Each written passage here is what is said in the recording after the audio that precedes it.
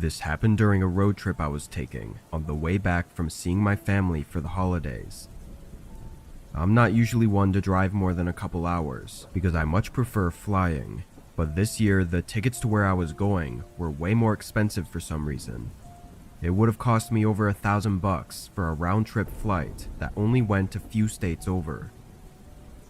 I had planned everything out so that I'd get home a few days before I had to go to work, but a snowstorm blew in on the day I was going to leave, so I had to stay an extra 2 days before finally starting the drive. The roads were empty since it was past the holiday rush, and most of the drive is pretty out of the way from the big cities. The hardest part of it was always staying awake and fighting the boredom. The first 8 or so hours went by without any trouble though. Sure, I was tired, but the snow on the road kept me awake and attentive. It was about 10 p.m. and I had a hotel booked in a small town just 2 hours further ahead. But as I drove, a small light came up in my mirror. It was the headlights of someone behind me, which was actually the first person I'd seen on the road with me in over an hour. Their lights were getting bigger quickly though, showing that they were coming up really fast. And soon, I could see that it was actually a large van of some kind. It was only a 1-lane road, so I couldn't get out of their way, but I figured they would still swerve around me, given they were going so fast. Once they reached the back of my car though, they matched my speed and stayed behind me. After a few seconds, I realized they weren't trying to get around me, and we drove like that for almost 10 minutes. It was kind of unnerving, being that it was only us on the road, and yet this huge van was trailing right behind me. It wasn't a normal following distance either. They were so close that I couldn't even see their front bumper or license plate in my mirror. Maybe I was quick to feel uneasy about it, but an exit came up for a gas station, and I chose to turn off, hoping they would stay on the road and that I could put some distance between us. But as I veered off and down the exit ramp, they stayed right behind me. I pulled into the gas station and parked at one of the pumps as the van pulled into the pump behind me. At this point, I just didn't know what was happening. Part of me thought that this was something bad, but another part of me thought I was just overreacting. I knew that this was the only gas station in the past 30-ish minutes, so it wasn't all that unlikely that they would also need gas. Before getting out to fill up my tank, I shut my car off and looked around. The store part of the gas station had its lights off and a closed sign hanging from the door. I looked to the sides of it, seeing nothing but empty darkness. No houses, no buildings, just a field covered in snow with a single road going through it. I looked in my mirror. A man was now standing outside of the van and putting gas in, so I got out and began doing the same. As the numbers slowly ticked on the gas meter, the man quickly put his pump back and sealed his gas cap. I looked over, seeing him walking to the back of his van. Then I heard the loud ratcheting sound of the back door being lifted open.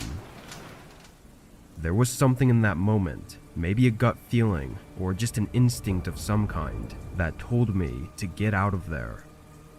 I pulled the pump out of my car, and not even a second later, 3 men were sprinting at me from around the back of the van.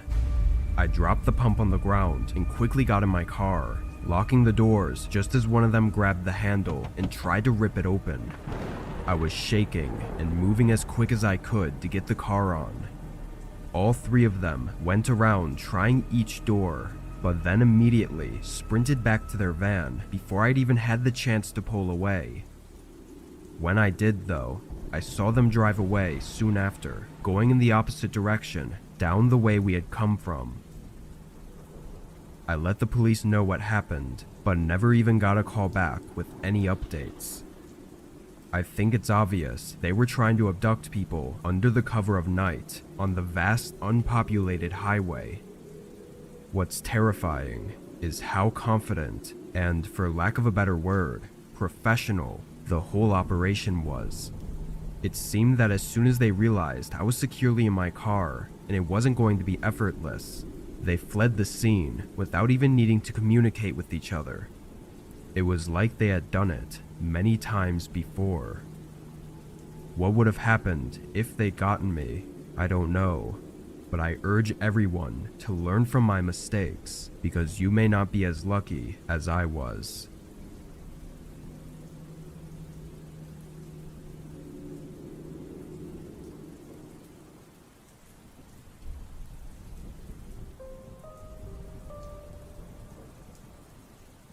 In 2019, I did deliveries for a pizza place near my school. I'd work most days after class, so I could afford to pay for my car and rent. It wasn't a great job in any aspect, but it was good enough to get me through college without being completely broke.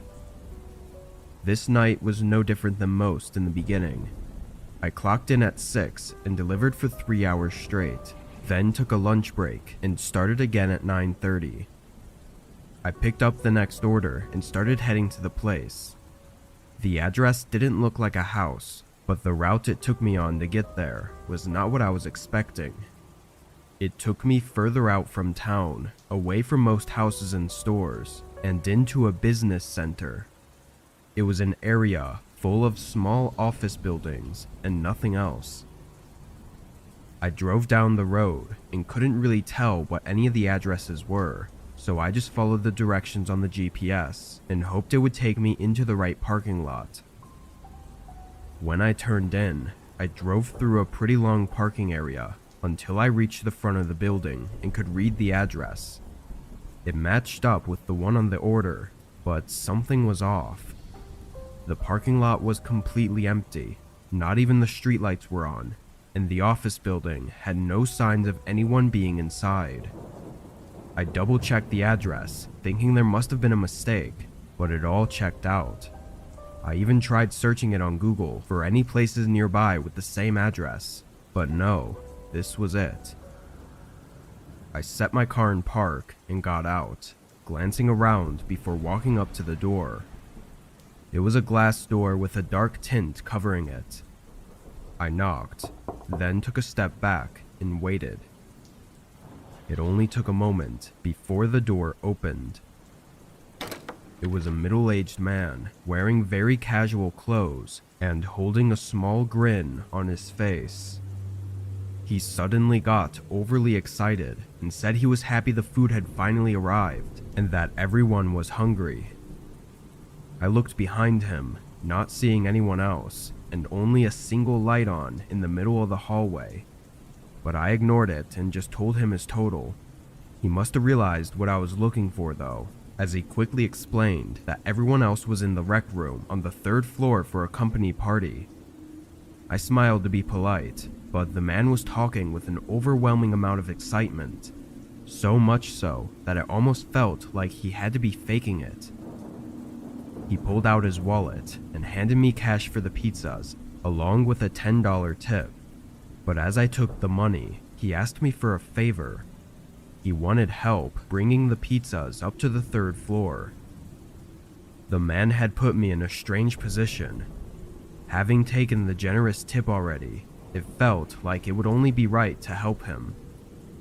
On the other hand though, carrying a few pizzas isn't exactly difficult, and it didn't seem necessary by any means. He started walking without me having answered yet, urging me to follow him as he made his way to a door leading to some stairs.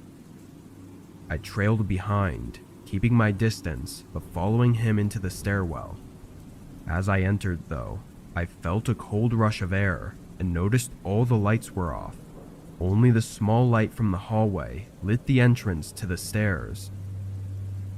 The man started making his way up, but stopped once he realized I hadn't continued following him. He turned and made a humorous remark about the lights, but his grin was quick to leave once he saw that I wasn't going to follow him anymore. There was no hesitation as he came rushing down toward me with anger in his eyes. I tossed the pizzas on the ground, rushing out of the door and into the hallway, then running for the exit and bolting to my car. I saw the man come partly out of the front doors before going back in and slamming them shut. I immediately called the police after driving to a different parking lot. The man had run off by the time they got there, and since he paid in cash, there was no way to know who he really was. The office building was empty though, and there was nobody else on the third floor, so it's clear that it was just some sort of trap. What he had ready for me on the third floor is unknown, and I hope that nobody ever has to know.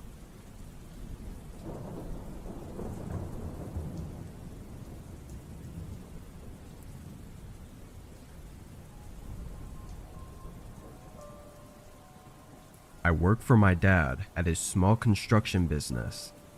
He runs a yard and warehouse full of materials, as well as manages the job sites the workers are at.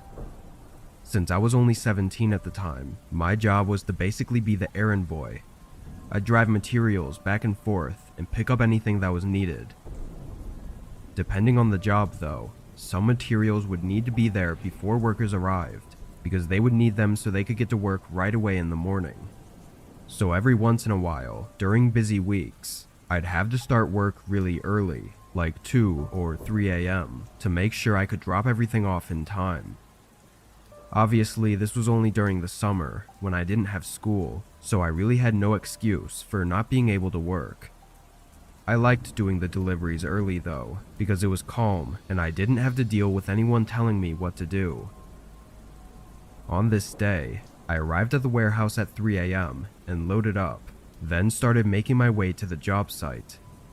It was a repair job on an old, maybe even abandoned, building at the edge of our town. When I got there, I saw a truck parked right outside. Its lights were off and it didn't look like anyone was nearby. It was way too early for anyone to be working, so I wasn't expecting to see any cars here. I parked and got out, walking up to it and seeing that it wasn't a company vehicle either. The windows were tinted and I couldn't see inside. I turned and looked at the building, trying to see if anyone was here. I called out, asking if anyone was inside, but got no response. Feeling a little weird about it, I pulled out my phone and called my dad. It rang for a minute, then went to voicemail. Figuring it was probably just a worker's personal truck that they'd left there, I went back to my truck and started unloading the materials. It took probably an hour, then I got back in and started to drive off. As I left the area though, I looked in my rearview mirror, and suddenly, the truck's lights turned on. I practically slammed on my brakes, stopping on the side of the road and watching as the truck started to back out. Someone was in there the whole time. Knowing that, I was sure that it couldn't have been a worker because they definitely would have responded to me. I sat and watched as they made their way out of the parking area and onto the road. I grabbed my phone and quickly dialed my dad's phone number again. While I waited for him to pick up, I looked over, seeing the truck had stopped right next to me. I stared at their window, knowing someone behind it was probably staring at me. I tossed my phone on the seat and started to drive forward, but the truck was quick to match my speed and prevent me from getting back onto the road. But there was nowhere else for me to go. To my left were trees, and to my right was this truck blocking my way. I started to panic, putting the car in reverse and trying to back up.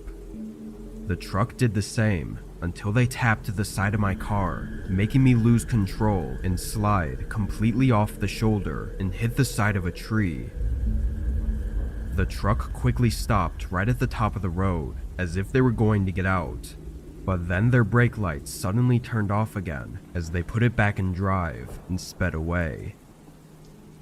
Just 20 seconds later, another car pulled up to the side of the road, and a man got out and ran up to me, asking if I was okay. I didn't know his name at the time, but it was one of the workers that was just arriving at the job site. He only saw the last bit of what happened, but said he recognized the other truck as Samuel's, who was another worker my dad had hired a few months ago. As it turned out, a bunch of tools and materials were missing from the job site, adding up to almost $10,000, and that's only from that one night. He could have been slowly stealing a few things at a time over the past few months. I think what happened that night, though, was that Samuel thought that by me seeing his truck, it would eventually all get traced back to him and he'd get caught, so he tried to stop me. I don't know what he would have done to me, but considering I was the only witness, it's likely that he wouldn't have gotten caught as long as I was never seen again. Unfortunately though, his name and everything else didn't add up to anything, and it was likely he was either an illegal immigrant or some kind of felon that went through the effort of getting fake or stolen IDs and work documents. I was never expecting something like that to ever happen, but at least it's really unlikely that I'll ever see that man again.